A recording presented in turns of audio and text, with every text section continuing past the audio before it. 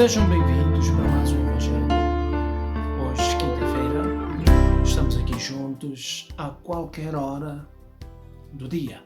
Muito obrigado por estar aí deste lado, muito obrigado por estarmos juntos e vamos partir para a nossa oração. Mas antes disso, veja primeiro se é inscrito no canal e se tem recebido as notificações dos novos vídeos.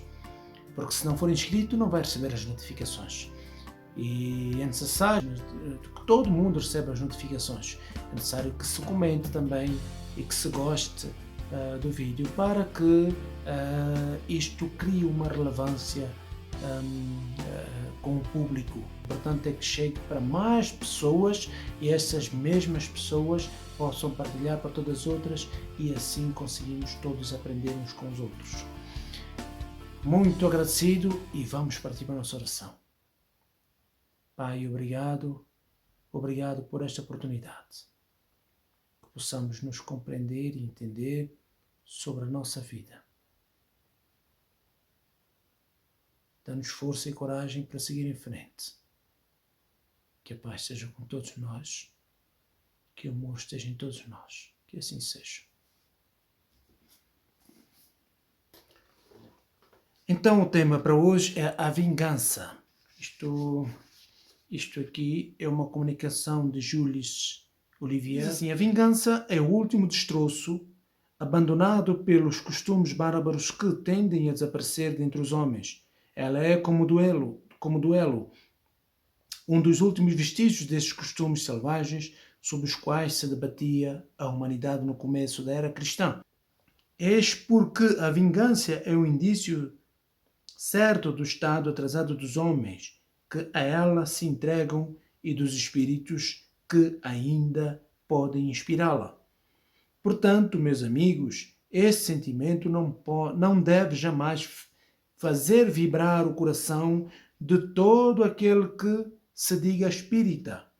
A prática da vingança é, vós o sabeis, totalmente contrária a esta prescrição de Cristo. Perdoai os vossos inimigos. E aquele que se recusa a perdoar não só não é espírita, como também não é cristão. A vingança é uma inspiração funesta, tanto mais que tem como companheiras assíduas a falsidade e a baixeza. Efetivamente, aquele que se entrega a essa fatal e cega paixão jamais se vinga ao céu aberto. Quando é o mais forte, lança-se como um animal bravo sobre aquele a quem chama seu inimigo. No momento em que a presença deste último vem agravar a sua paixão, sua cólera e sua raiva, muitas vezes, porém, ele reveste uma aparência hipócrita, dissimulando no mais íntimo do seu coração os maus sentimentos que o animam. Toma caminhos escusos e, sem que o seu inimigo desconfie, segue-o às escondidas, esperando o momento propício para feri-lo, sem correr nenhum risco. Ocultando-se de seu inimigo, fica a observá-lo incessantemente, prepara-lhe a cilada odiosa e, surgindo a oportunidade, coloca veneno no seu copo.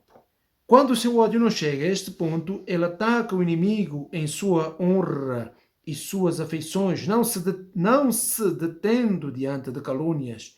Suas insinuações pérfidas, habilmente difundidas por toda parte, vão aumentando pelo caminho, e assim, quando aquele a quem persegue se apresenta nos lugares onde semeou suas mentiras venenosas, admira-se ao deparar com expressões frias, onde outrora encontrava rostos amigos e benevolentes. Surpreende-se quando mãos que procuravam a sua agora recusam-se a apertá-la. Enfim, sente-se humilhado quando os seus amigos mais queridos e seus parentes se afastam e fogem dele. O covarde que assim se vinga é 100 vezes mais culpado que aquele que vai direto ao seu inimigo e o insulta à vista de todos. Para trás, portanto, com esses costumes selvagens, para trás com esses hábitos de outros tempos, todo espírita que atualmente ainda pretendesse ter o direito de se vingar, seria indigno de participar por mais tempo da falange que tem por lema: fora da caridade não há salvação. Mas não, eu não saberia me prender a semelhante ideia, a de que um membro da grande família espírita pudesse um dia ceder ao impulso da vingança em lugar de perdoar. Então, a vingança, aquela pessoa que se vinga, e bem o texto diz logo ali, às vezes é mais fácil aquele que reage de imediato a uma situação tem menos culpa do que aquele que foi para casa, pensou, repensou, estabeleceu um caminho para realizar essa vingança e depois se vinga. Porque este é muito pior do que aquele que cometeu o primeiro ato. Porque às vezes uma pessoa comete um ato e nem se dá conta que está a cometer um ato de maldade e cada um reage à sua forma. E nesse caso, aquele cujo ato foi cometido contra ele e reagiu de imediato, reagiu a sangue quente, como se tem dito. Já o outro foi para casa, pensou, refletiu e reagiu com sangue frio. Qual dos dois é mais maldoso? Não é? Qual dos dois é mais maldoso? Porque um teve tempo de refletir, o outro não teve tanto tempo de refletir assim. Não é? O outro reagiu de acordo com os seus instintos. Todos eles têm maldade em si. Mas um reagiu de acordo com os seus instintos. O outro não. Calculou passo a passo. Então, se nós criticamos o mal em alguém, devemos proceder de maneira diferente. Se nós criticamos algo e achamos que essa pessoa procedeu mal, devemos de imediatamente proceder de maneira diferente com essa pessoa.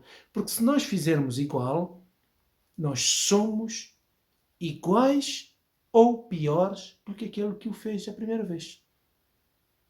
Não é?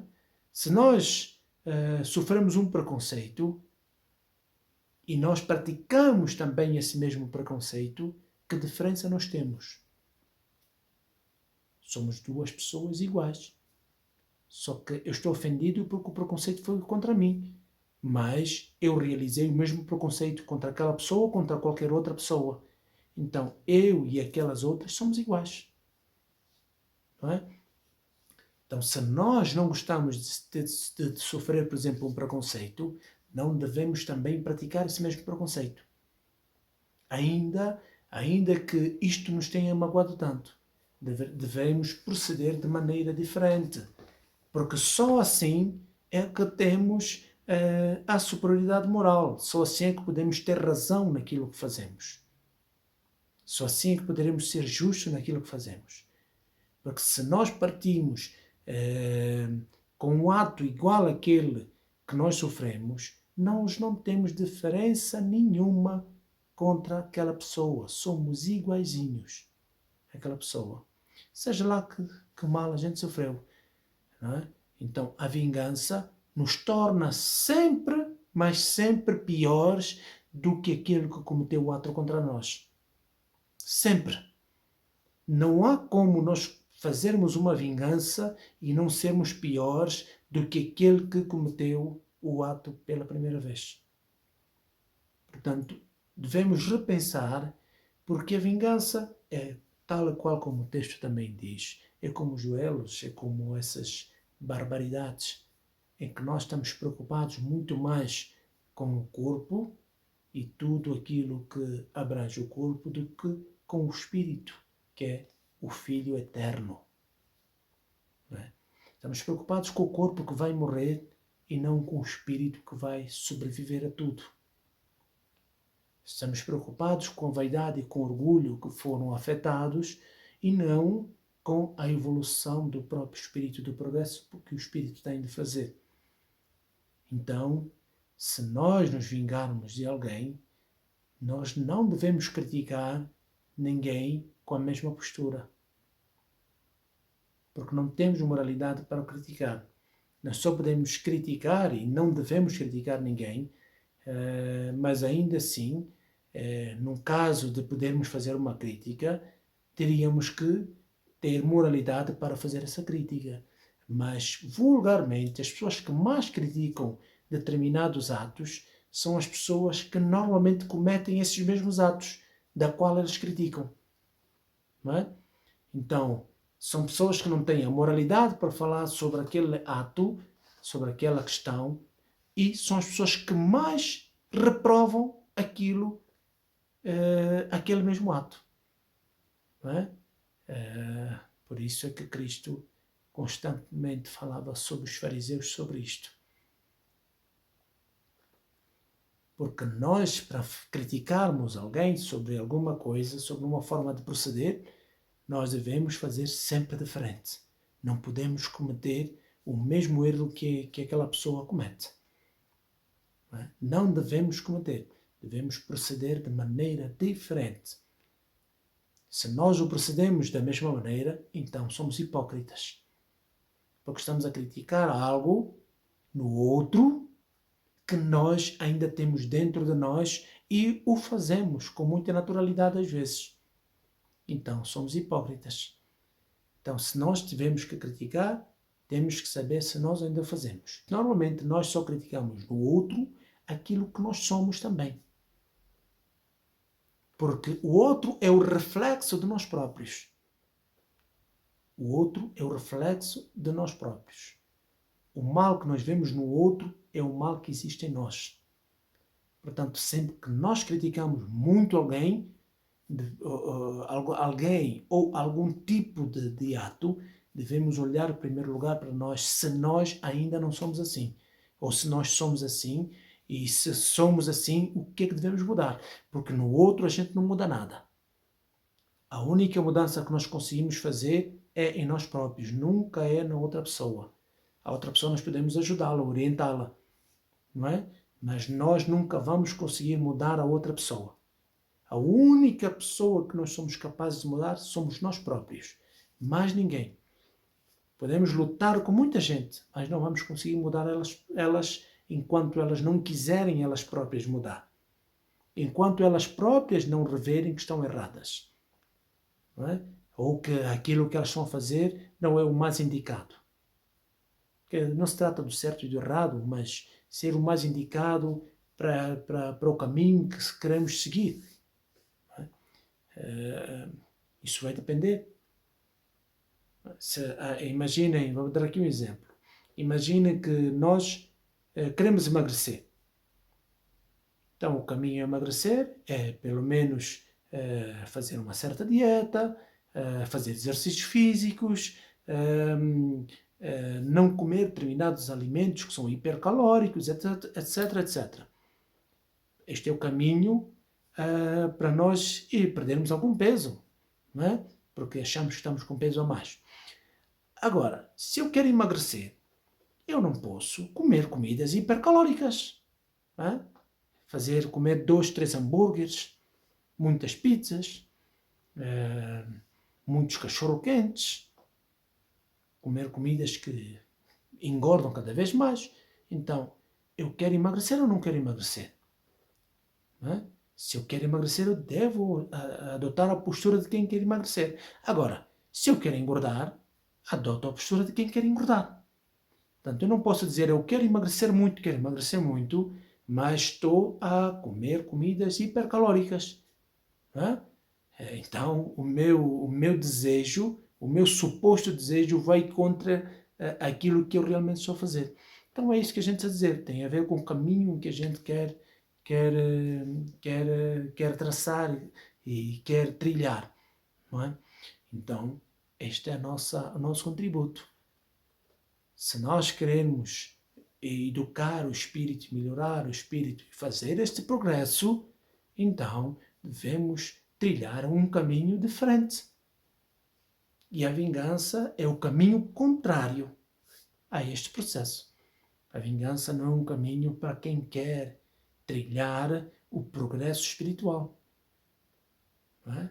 Quer vencer os instintos do corpo. O caminho é outro. Então, a vingança apenas alimenta o egoísmo e o orgulho e também a vaidade. Mas não alimenta o espírito nenhum. Não é? Pensem, reflitam sobre isto e deixem embaixo os vossos comentários também para que possamos aprender todos juntos e possamos esclarecer algumas dúvidas. Porque nós não falamos tudo também, nem sempre falamos tudo aqui, mas podemos tirar algumas dúvidas. Muito obrigado por estarem deste lado, muito obrigado por fazer parte da nossa família. Muito obrigado. Que a paz seja com todos nós e que possamos ser e doar amor. Que assim seja.